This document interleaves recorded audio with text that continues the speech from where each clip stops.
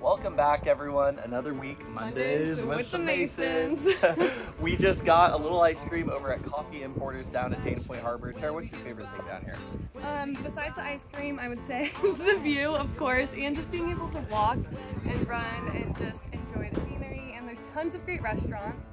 And Dana Point is actually going through renovations soon, and so there's going to be even more great restaurants and things to do.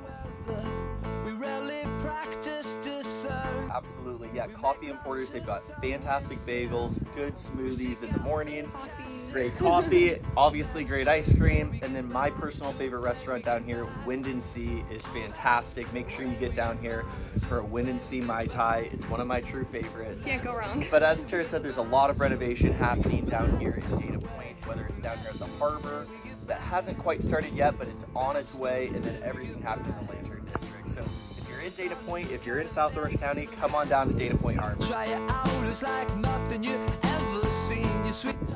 Cheers. Cheers. See you next week. And that's the way to my heart.